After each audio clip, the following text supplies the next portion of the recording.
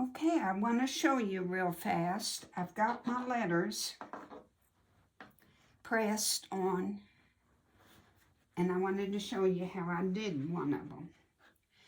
I took my little ruler, and my middle point is 2 inches. It's 4 inches, allowing for a 1/4 inch over here.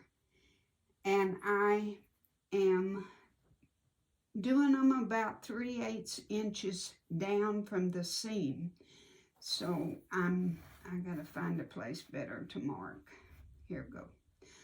And I am just marking at 3/8 and then marking one more time just to get your center point, just so you know, you're pretty consistent. You don't want your letters going every which way.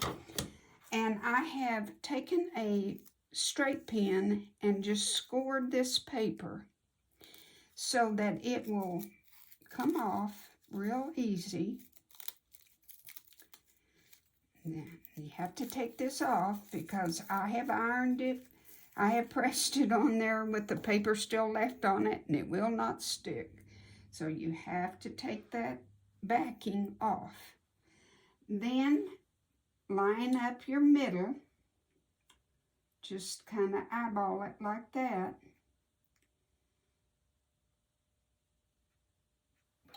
That looks pretty good. And, you know, if it's off just a little tiny bit, it's okay. I think I'll move it over just a tad.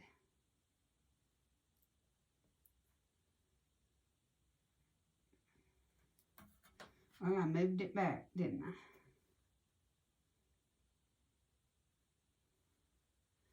I? Okay. I think that looks pretty well centered. Then you just, I'm going to walk around here, take your iron, set it on it, and count to 10.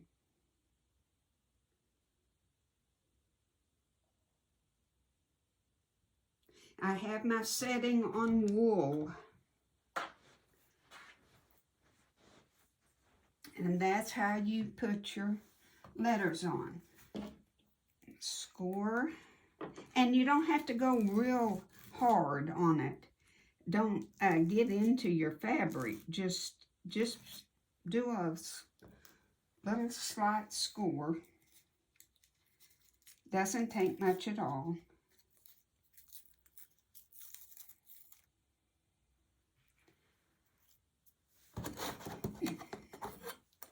If you can judge your center, eyeball it, well, you are more than welcome to do that, but I don't trust my eyeballing anymore, so.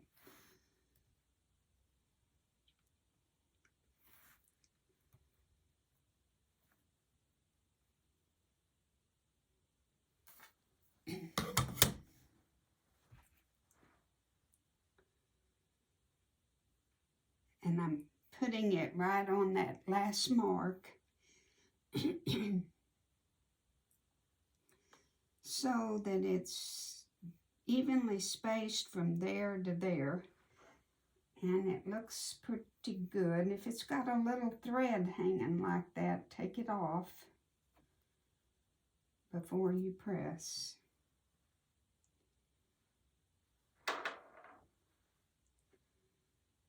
I think it's okay. I think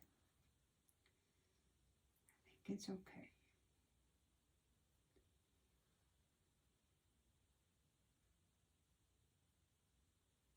Right there. And, you know, this is a whimsical wall hanging. So if we're off just a fraction, we're not going to worry about it.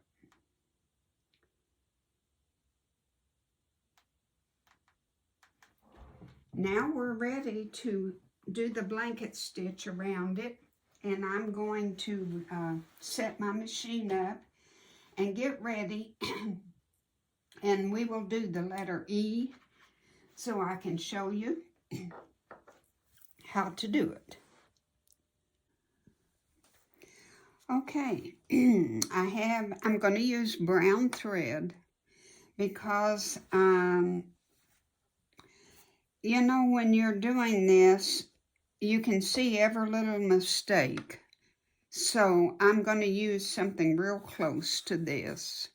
It's not going to show up that much, but now I was going to start at the very end there, but I was thinking it went backwards, so I didn't start at the very end, and it didn't go backwards, so I will have to go around the corner. But I want to, if you'll just watch, I want to show you what we do when we get to the end. A blanket stitch is making a stitch right here on the edge and biting in to this fabric. It makes a long stitch this way on the edge and then bites across. So maybe you can see that. So you want to get as close, you know, as you can to the edge. You want to catch the white and not the brown. On the outside edge here, you want to catch it on your white. And I go slow because if you keep it at the same speed, it'll be real even all throughout. And if I start going fast, I will mess up. That's just sure as shooting. Now, when we get almost to the end, I'll show you what we're going to do.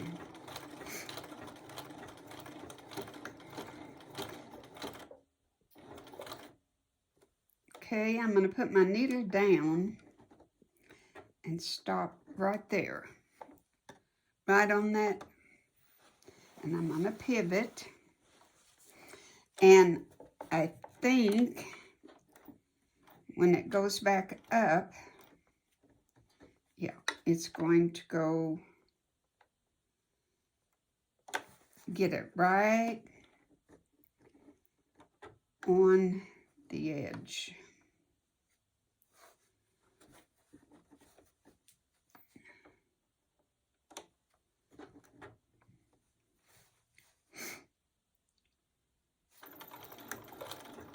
No, it went backwards. That's what I was afraid of.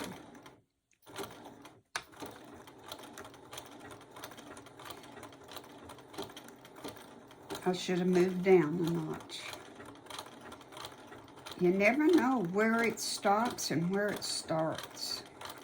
But fortunately, nobody's going to notice that stitch, I don't think, because my browns are just pretty much the same.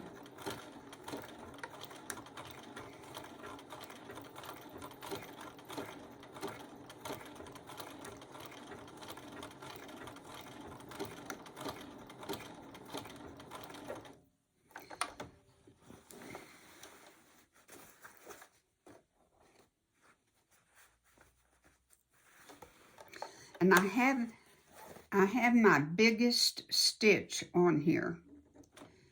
I'm going to see which way it's going to, yeah, it's going to go backwards. So I'm going to move it up just a little bit. Right there.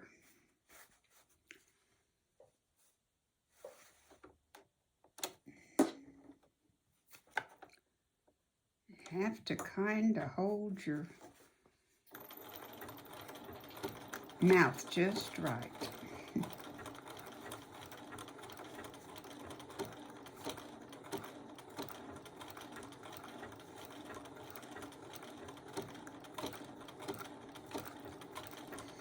And you'll probably say, well, I don't know why you even did this. You can't see it, but it's to hold the letters down in case your under doesn't hold. That's why you're doing the applique stitch. I mean, it's for the prettiness of it too, but it's also to hold your letters down. Now, I could have put my batting on here and stitched that down, but I didn't. Since it's a wall hanging,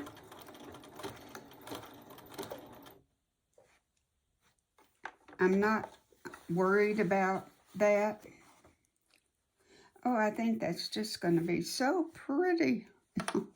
Okay, now I stopped before I got to the edge, and I want to put it back over here on the side.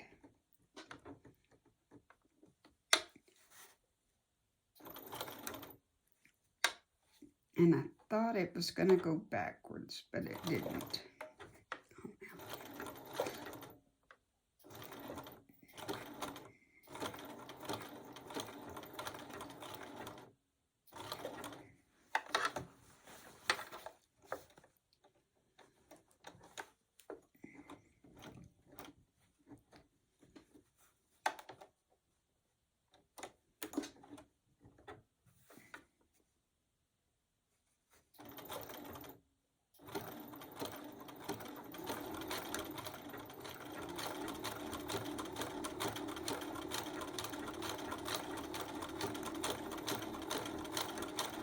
I'll take it out in just a minute. I know you don't need to see the whole thing, but I just wanted you to see that at the end you have to pivot and adjust it so that it comes out on the right side, because it can look real stupid if you don't. Now see, I think it just stopped on the edge, but pull your needle up and see it popped over there, and that's okay.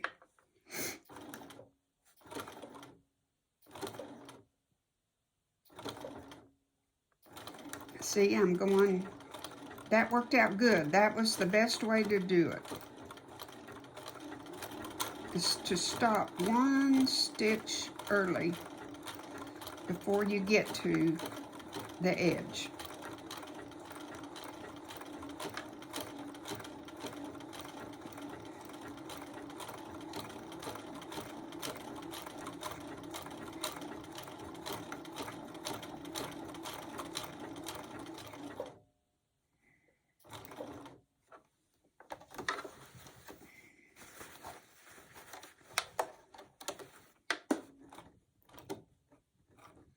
I don't think that's quite close enough. See, I'm right there on the edge.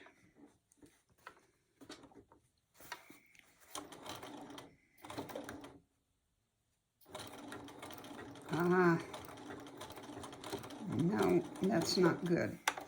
Okay, let me show you so you can see. I went too far in. See the stitch showing? So I have to take it out.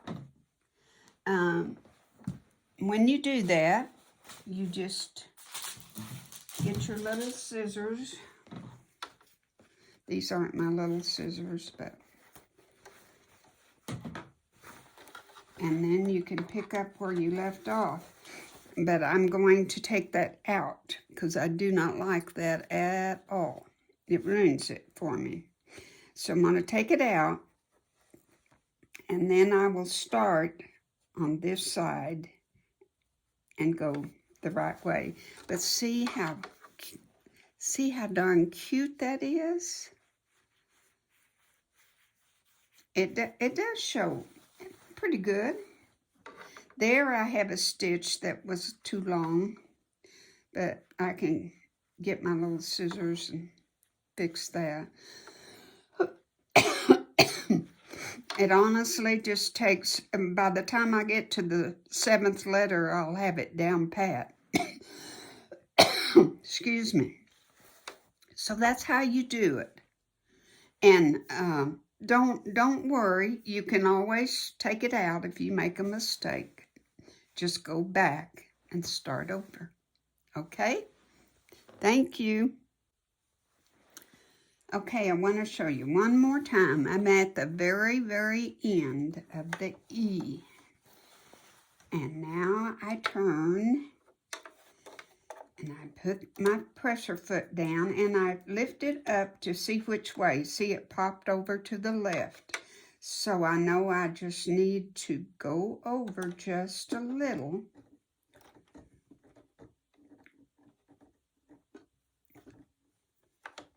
Right there.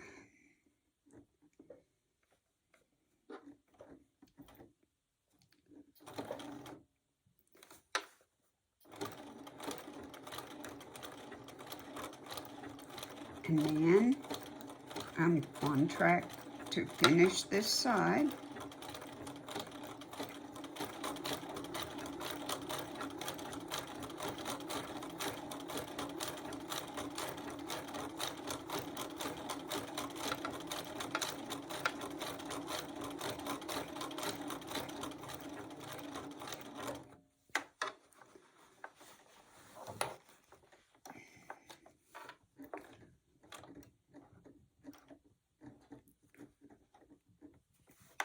And see, it's going to go back a stitch, so I've got to move it up so it'll hit right there at the edge of the brown.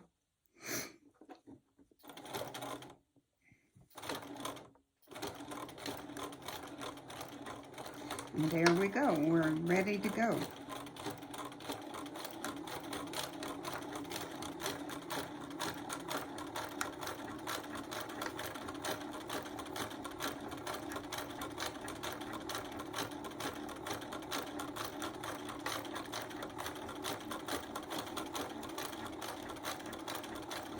There, I think you've got the idea.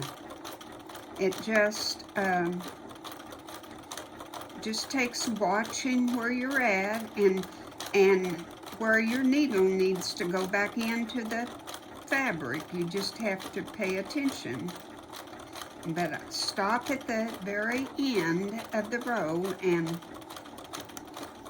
lift up your wheel over there and see which way your needle is going to go.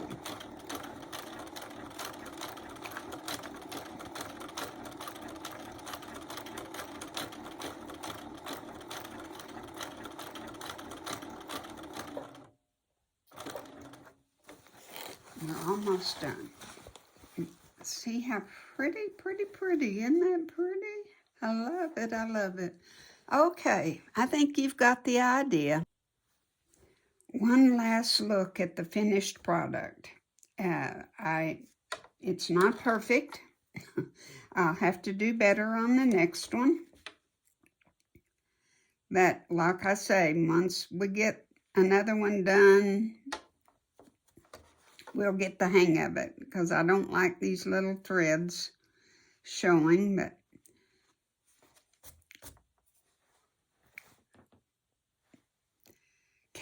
beggars can't be choosy, I guess. It's good. It's not perfect, but it's good. Okay, on my M, you can see where I have a stitch right there. That's a mistake. And one right there. Otherwise, I did the corners very nicely. Got them just right. I told you once you do one or two more, we'll have it down pat. You can take your seam ripper and get that stitch out if it bothers you. It does bother me, so I'm probably going to take it out. So, I'll just keep talking until I get them all done. Well, I have finished all of the little houses and the trees. And I have finished, I'll move up a little so you can see the stitching on all of them. The blanket stitch just makes everything. It's nothing without it. And if you look at the tree, I just straight stitched on the machine on the limbs of the trees to accent them and bring the color out a little more. The houses have different roofs, and they're all, you know, different colors and combinations, and so much fun, so much fun. And the letters, I think, just turned out just pretty good. Not perfect, but they're pretty darn good. So now I have to cut out a piece of batting that's just bigger around on the edges. And all I'm going to do is stitch in the ditch. And stitch in the ditch is right there on that seam. If you can see it, you can see it. That's what we call stitching in the ditch. You get as close to that seam. You try to get on the seam, but sometimes it's not real possible. But from a distance, it's just fine.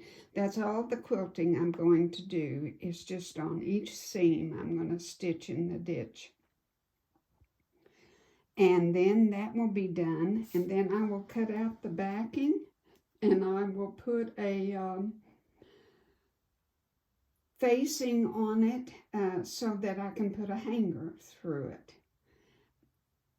Oh, I probably won't put, but maybe two-inch strip, and sew it at the top before I put the pieces together.